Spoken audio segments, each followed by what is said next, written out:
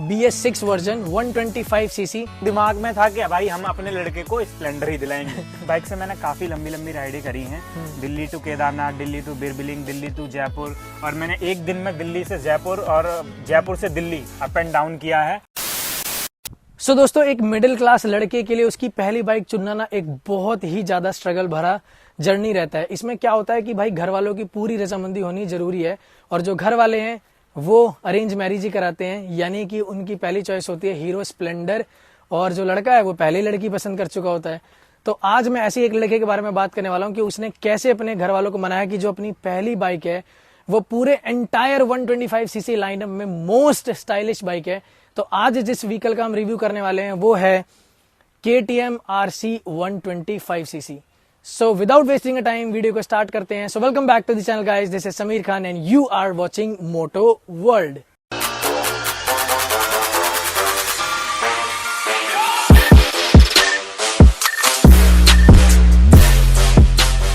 सो दोस्तों, ओनर को बुलाने से पहले थोड़ा बहुत मैं इसके बारे में इंट्रोड्यूस कर देता हूं। तो ये बाइक है BS6 वर्जन 125 सीसी। इसके इंजन की स्पेसिफिकेशन की अगर हम थोड़ा सा बात करें तो इसका जो इंजन है वो आता है 125 CC with liquid cool single cylinder engine के साथ में, जो कि पहली इकलौती ऐसी बाइक है पूरे 125 सीसी लाइनअप में जो 6 गियर ट्रांसमिशन के साथ में आती है, और ये DOHC इंजन।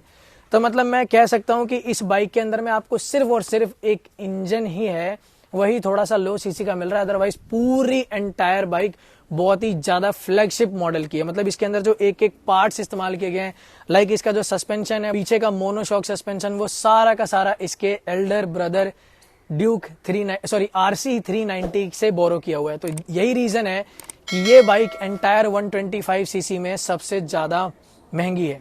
बट इसके बारे में हम जानेंगे कि अगर ये महंगी है तो क्या ये अपने पैसे को पूरा जस्टिफाई करती है या नहीं। तो ये जो व्हीकल है ये लगभग चल चुकी है 25,000 किलोमीटर, जो कि सफिशिएंट है आपको एक ओनरशिप रिव्यू के लिए। तो विदाउट वेस्टिंग अ टाइम बुलाते हैं हम इसके ओनर को। सो दोस्तों, हम स्वागत करते हैं अपने दोस्त मंटू का हमारे चैनल पे।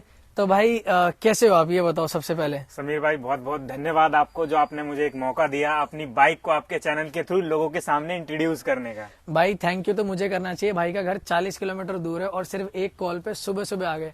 ठीक है, वो बात अलग है, शूट करते टाइम लोकेशन करते टाइम थोड़ा सा लेट हो गया। तो भाई सबसे पहले एक चीज और भी बता दूं कि आज जैसे कि दिवाली है तो सभी को हैप्पी दिवाली। अब ऑब्वियसली बात है, जब आप लोग ये वीडियो देख रहे होगे तो दिवाली जा चुकी होगी। सो मंटू भाई, मेरा सबसे पहला जो क्वेश्चन है वो ये है कि घर वाले तो आपकी भी अरेंज मैरिज करवा रहे थे, फिर भाई ये लव मैरिज कैसे हो गई?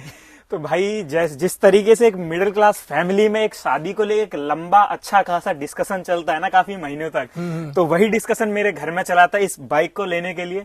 मेरे घर वाले तैयार थे, मेरी शादी या जो भी कह लो, मेरी बाइक स्प्लेंडर, उनके दिमाग में था कि भाई हम अपने लड़के को स्प्लेंडर ही दिलाएंगे। तो भाई मैं एक नया जनरेशन का लड़का था, मैं पहले ही एक लड़की पसंद कर चुका था। मैं इनको कैसे बताऊं कि मैं अपना दिल KTM RC पे बहुत पहले ही दे चुका हूं। तो भाई KTM RC लेने के लिए घर वालों के साथ मेरी काफी लंबी एक बहस चली थी। उनका कहना था कि नहीं भाई स्प्लेंडर ले। मैंने बोला नहीं, स्प्लेंडर मैं नहीं लूंगा, जाऊंगा मैं एक स्पोर्ट बाइक की तरफ। तो काफी डिस्कशन के बाद, काफी घर वालों को समझाने के बाद के ये KTM RC मेरे लिए काफी बेस्ट रहने वाली है, और कॉलेज वगैरह जाता हूँ तो उसमें भी काफी काम आएगी। तो इस तरीके से मैंने 4-5 रीजन देके घर वालों को फाइनली मना लिया और फाइनली दुल्हन आ गई। तो भाई अब ये बताओ ये बाइक आपको कितने की कॉस्ट पड़ी थी जब आपने ये लिया था? तो भाई जब मैंने ली थी ये, मैंने 2021 मार्च 2021 में ली थी। ये BS6 वेरिएंट है, और जिसका ऑन रोड प्राइस था वो 1,86,000 का था। भाई 1,86,000। अच्छा, अब थोड़ा सा एक क्वेश्चन पूछूंगा मैं। वैसे तो मुझे पता है जो इस सेगमेंट की बाइक चुनते हैं ना, इवन आप लोग भी अगर ये वीडियो देख रहे हो तो डेफिनेटली मैं श्योर हूं कि आप लोग भी RC फैन हो गए। इस बाइक की इतनी ज्यादा फैन फॉलोइंग है ना, जैसे एक बुलेट के लिए है ना कि भाई एंटायर की कोई मैटर नहीं करता, 350 में आंख बंद करके जाना है तो बुलेट पे ही जाना है, तो वैसे इसकी भी फैन फॉलोइंग है। देखो 1,86,000 जो रकम होती है वो कम नहीं होती। इसमें आपके पास में बहुत सारे ऑप्शन थे, तो मतलब कभी आया नहीं दूसरा थॉट कि मेरे को इसके अलावा दूसरी ले लेनी चाहिए? भाई इस बाइक को लेने से पहले मैंने काफी अच्छी खासी रिसर्च करी थी। जो मेरा बजट था वो 2 लाख का था और मैंने इस वेरिएंट में काफी बाइकें देखी थी।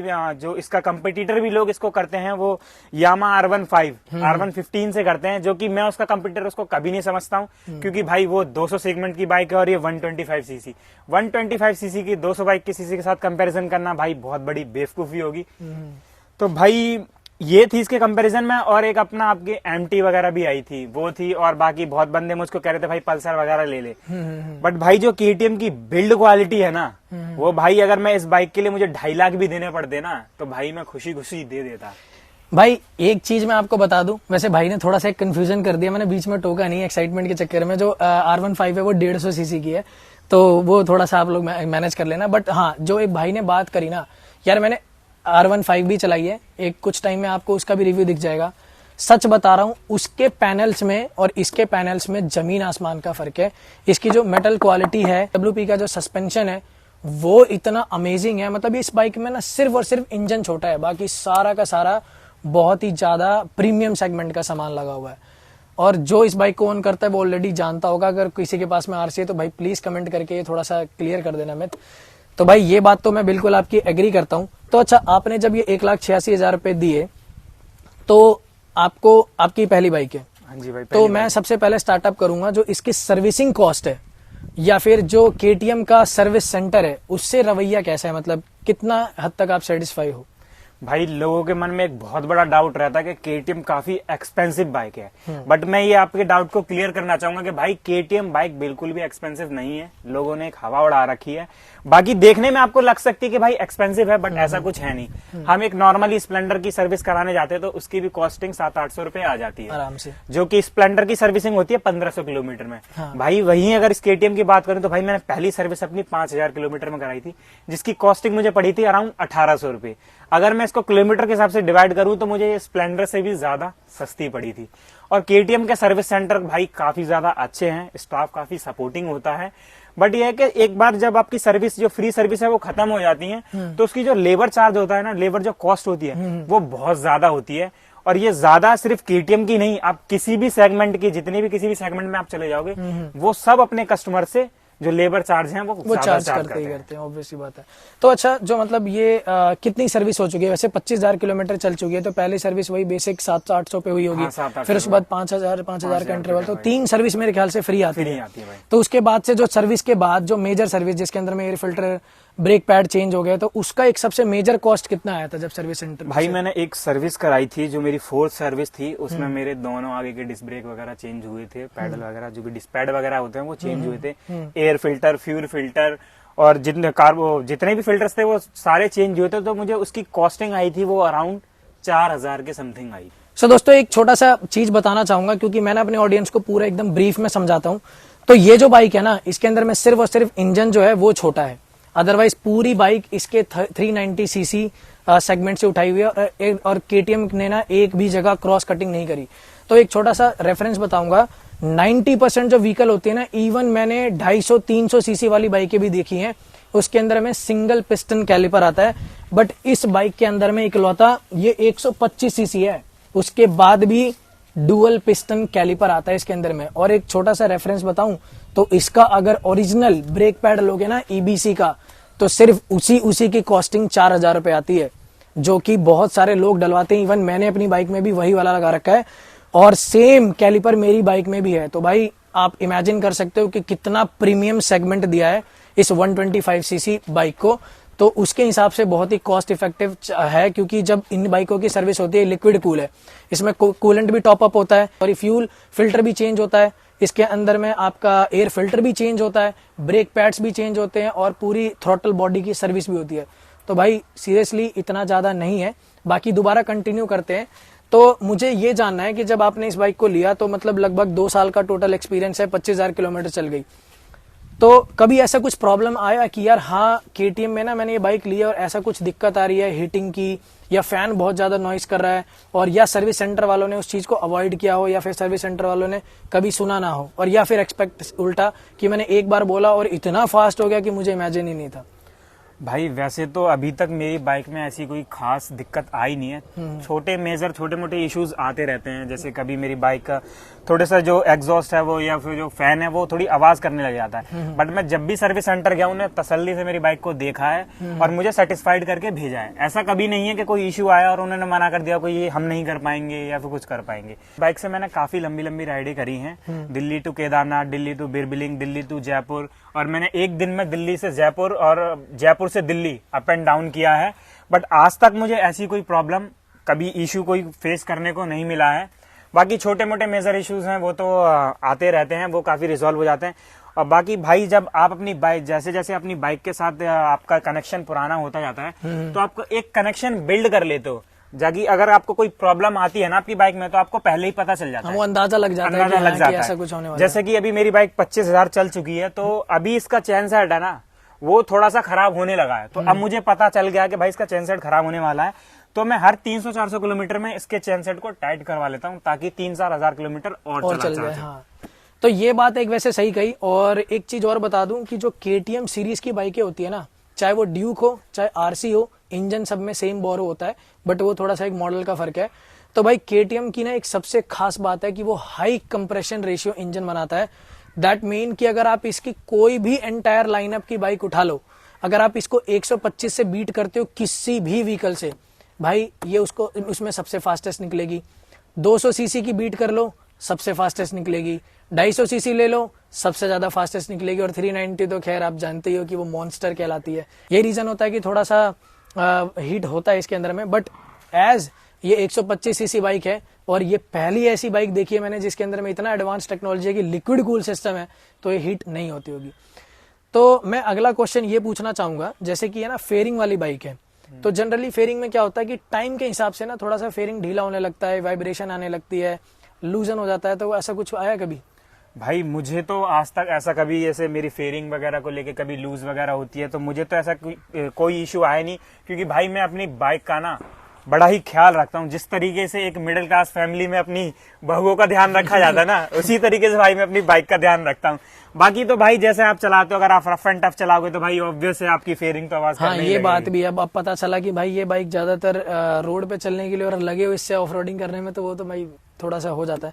अच्छा, एक चीज मुझे जानना है, जो इसका टैंक है वो आता है 9.5 लीटर का, तो लंबे ट्रिप में क्या एवरेज देती है? और कभी ऐसा लगा है कि यार हाँ थोड़ा सा टैंक ज्यादा होना चाहिए था? भाई ये बात तो बिल्कुल आपने मेरे दिल की छू ली है। ये बात मैं अपनी ऑडियंस को जरूर बताना चाहूंगा कि भाई 2-3 चीजें हैं जो मेरे को लगता है कि KTM को थोड़ी सी अपग्रेड करनी चाहिए, और बाकी उसने KTM ने अपने नए मॉडल्स में ये चीज अपग्रेड भी कर दी है। हाँ। जो उसका फ्यूल टैंक है वो काफी कम है, और मैं जितनी भी लंबी राइड्स मैंने की है तो मुझे हमेशा ये एक प्रॉब्लम इश्यू करना पड़ा कि भाई काश इसका फ्यूल टैंक 15 लीटर का या 12 लीटर का होता, क्योंकि इसका जो मैं फ्यूल टैंक फुल कराता हूं तो उसमें मुझे एवरेज मिल जाती है भाई 35 प्लस की एवरेज मिलती है। और भाई इस बाइक के साथ मेरी बाइक है, इसके साथ सबसे अच्छी बात यह है, चाहे मैं इसको कैसे भी चालू, चाहे रफ एंड टफ चला लूं, चाहे किसी हाईवे पे चला लूं, ये मुझे हमेशा ही 35 प्लस का एवरेज देती है। अच्छा, 35 का। तो भाई इसका जो कंपनी क्लेम करती है वो करती है 44 का, विच इज रिस्पेक्टेबल। कि देखो राइडर टू राइडर डिपेंड करता है, और ना कभी भी जो कंपनी क्लेम करते है उतना नहीं आता। एक क्वेश्चन और, जैसे कि आपने हाईवे राइड्स बहुत सारी करी है, तो हाईवे पे कभी ऐसा फील हुआ है कि यार ये झोल मार रही है या फिर हवा का झोंका आया या बगल से कोई ट्रक निकल गया तो दिक्कत होती है? नहीं भाई, KTM की और ये KTM की सेगमेंट की कोई सी बाइक उठा लो भाई, इनका जो कंट्रोलिंग है ना हाईवेज पे काफी अच्छी रहती है भाई।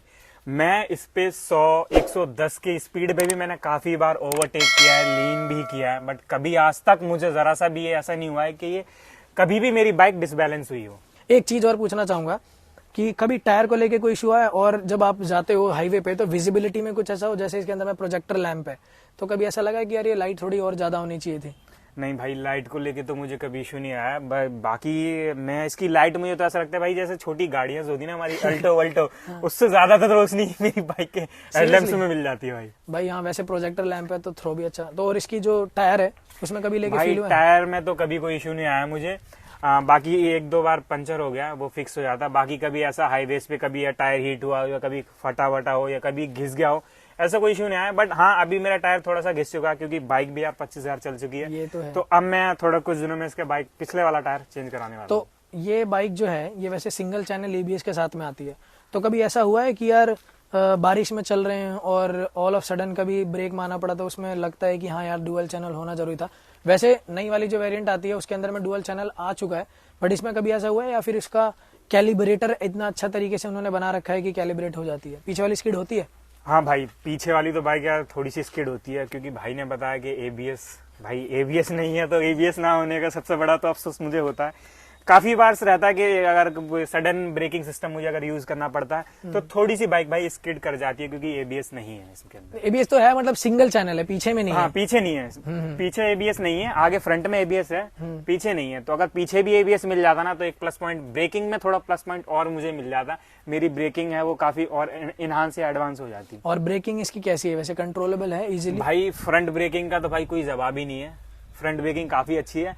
पीछे में एबीएस नहीं है तो वो थोड़ा सा कभी कभार मुझे लगता है कि हाँ यार पीछे में भी थोड़ा एबीएस होता तो मेरे ब्रेकिंग में थोड़ा सा और मजा आता मुझे। अब मुझे ना एक सबसे मेन सवाल पूछना है, जिसकी वजह से ना माँ बाप ऐसी बाइक को ना सबसे पहले मना करते हैं।